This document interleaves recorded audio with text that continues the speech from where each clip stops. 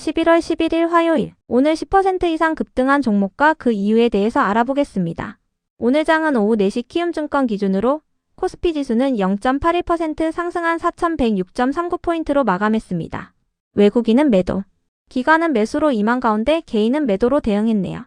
오늘 코스피 거래 대금은 19조 원입니다. 한편 코스닥 지수는 0.46% 하락한 884.27포인트로 마감했습니다. 외국인은 매수, 기관은 매도로 임한 가운데 개인은 매수로 대응했네요. 오늘 코스닥 거래 대금은 10조 원입니다. 그럼 본격적으로 오늘의 급등 종목들을 살펴볼게요. 오늘 10% 이상 급등한 종목은 총 25종목으로 코스피에서는 6종목, 코스닥에서는 19종목이 나왔습니다.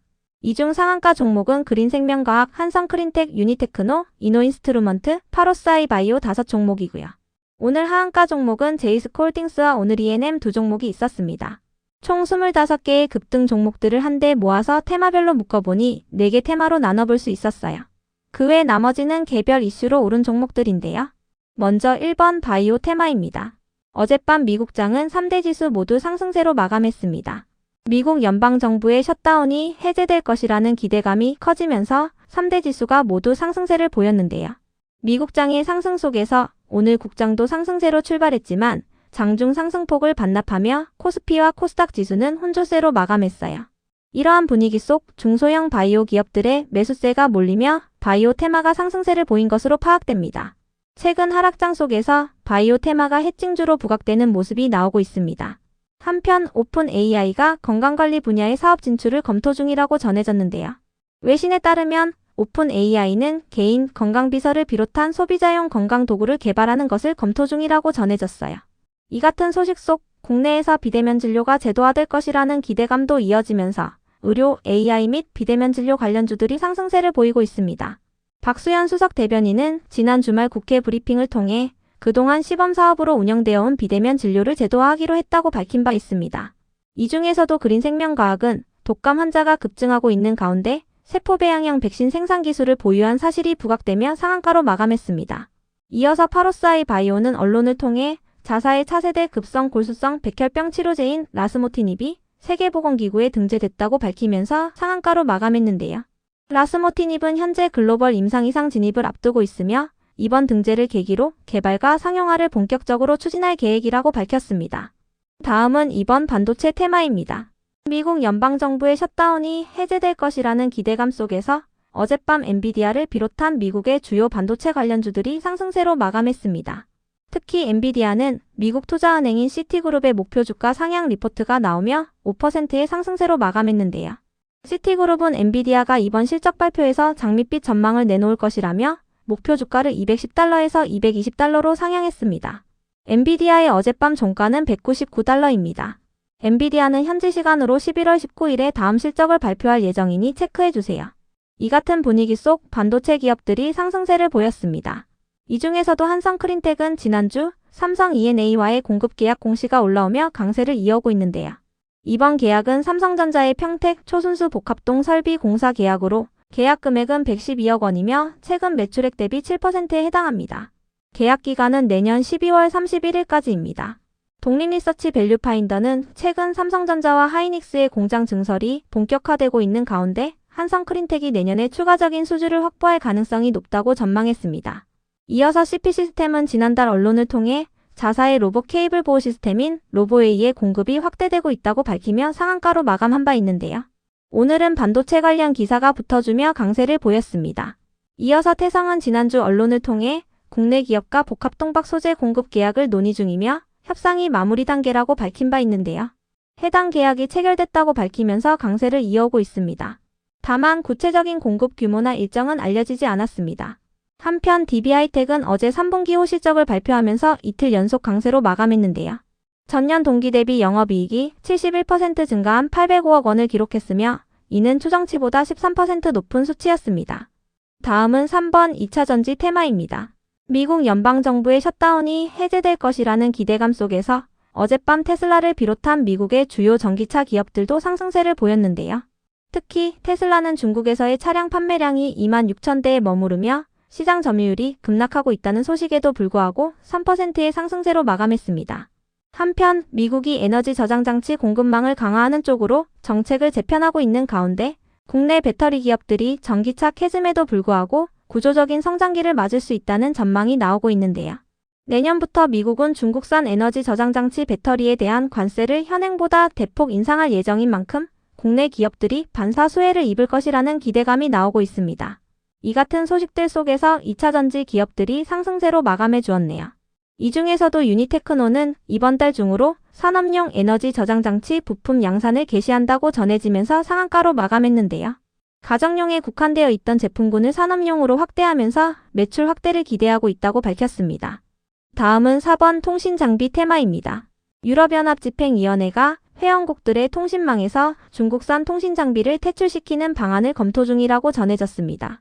미국과 유럽연합은 중국산 통신장비가 국가 안보에 위협이 될 수 있다는 명분하에 중국 기업들을 시장에서 배제시키려는 모습을 보이고 있는데요. 이 같은 소식 속 국내 통신장비 기업들이 반사수혜 기대감을 입으며 강세를 보인 것으로 파악됩니다. 그 외 나머지는 개별 이슈로 오른 종목들입니다. 먼저 PNS 로보틱스를 비롯한 로봇 관련주 일부가 상승했습니다. 이틀 전 엔비디아가 강력한 인공지능 수요에 힘입어 TSMC에게 웨이퍼 추가 공급을 요청했다고 밝힌 가운데 AI 기술주들이 고평가되었다는 우려가 완화되면서 로봇 기업들 일부가 반등세를 보인 것으로 추정되는데요. 이 중에서도 PNS 로보틱스는 최근 무상증자로 인한 권리락 공시가 올라온 바 있습니다. 나노의 경우 최근 로봇 부품 기업인 MBR 모션이 해외 수주를 확보했다고 전해진 가운데 최대 주주로 부각되고 있는 것으로 추정되니 참고해주세요. 이어서 코아스는 아시아 태평양 경제협력체 정상회의에 사용된 가구를 제조한 기업으로 부각되며 강세를 이어오고 있습니다. 코아스는 산불 피해를 입은 나무를 활용해서 제작한 가구를 선보였는데요. 회복과 재생이라는 메시지를 담았다는 점에서 이번 정상회의 취지에 부합했다는 평가를 받고 있습니다. 다음으로 DK락은 3분기 호실적을 발표하며 강세를 보였습니다. 전년 동기 대비 영업이익이 흑자 전환한 67억 원을 기록했는데요. 순이익도 흑자 전환한 77억 원을 기록했습니다. 이어서 FNF도 호실적을 발표하며 강세를 보였습니다. 전년 동기 대비 영업이익이 18% 증가한 1280억 원을 기록했으며 이는 추정치보다 9% 높은 수치였습니다. 이 같은 호실적에 지주사인 FNF홀딩스도 강세를 보였습니다. 다음으로 세원전공의 급등 이유는 파악되지 않았습니다. 이어서 이노스페이스는 언론을 통해 상업 발사체인 한빛나노의 발사를 앞두고 테스트에 돌입했다고 밝히면서 강세를 보였습니다. 한빛나노는 현지 시간으로 22일 고객사의 위성과 탑재체를 싣고 브라질 알칸타라 우주센터에서 발사될 예정인데요. 국내 민간 기업이 실제로 위성을 쏘아올리는 상업 발사에 도전하는 것은 이번이 처음인 만큼 기대감을 입고 있다고 전해졌습니다. 다음으로 효성을 비롯한 지주사들이 상승했습니다. 정부와 여당이 배당소득 분리과세 최고 세율을 35%보다 완화하는 쪽으로 의견을 모았다고 전해지면서 지주사들이 상승세를 이어오고 있는데요. 처음에는 최고 세율을 35%로 정했었지만 코스피 5천 달성 목표를 뒷받침하고 제도의 실효성을 높이기 위해 최고 세율을 더 낮춰야 한다는 의견이 나왔다고 전해졌어요. 현재 25%까지 낮추는 쪽으로 공감대를 형성했다고 전해졌습니다. 최고 세율이 인하된다면 실질적인 배당 수익도 높아질 것이라는 기대감이 나오고 있는데요. 이와 함께 3차 상법 개정안에 대한 기대감도 이어지면서 지주사들이 수혜주로 지속 부각되며 상승세를 보이고 있습니다.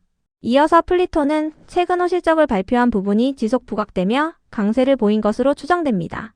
전년 동기 대비 영업이익이 131% 증가한 28억 원을 기록했는데요. 이는 역대 최대 분기 실적으로 AI 학습용 데이터의 글로벌 매출이 확대되면서 호실적을 기록한 것으로 해석되고 있습니다. 끝으로 오늘은 하한가를 간 종목도 2개가 있었는데요. 두 종목이 오늘 하한가를 갈 만한 악재나 공시는 파악되지 않았습니다. 이유가 파악되는 대로 업데이트하겠습니다. 그럼 오늘의 거래량과 거래대금 상위 종목들을 시장별로 살펴보고 마칠게요. 대체거래소 도입으로 인해 3시 30분까지의 데이터와 다소 차이가 있을 수 있습니다. 먼저 코스피 시장에서 거래량 상위를 기록한 종목을 살펴보겠습니다. 1위가 삼성전자, 2위는 DIC, 3위는 한국전력, 4위는 카카오, 5위는 두산에너빌리티, 6위는 코오롱 모빌리티 그룹, 7위는 하이닉스, 8위는 파라다이스, 9위는 삼성중공업, 10위는 대한전선입니다. 이 중 10% 이상 상승한 종목은 없었습니다. 한편 코스닥 시장에서 거래량 상위를 기록한 종목은 1위가 제형솔루텍, 2위는 CP시스템, 3위는 인성정보, 4위는 카티스, 5위는 그린생명과학, 6위는 AB프로바이오, 7위는 옵티코어, 8위는 경남제약, 9위는 효림로봇, 10위는 유투바이오입니다. 이 중 10% 이상 상승한 종목은 CP시스템, 그린생명과학, 유투바이오입니다. CP시스템은 조선 및 로봇 관련주로 묶이는 종목인데요. 오늘은 반도체 관련 기사가 붙어주며 강세를 보였습니다.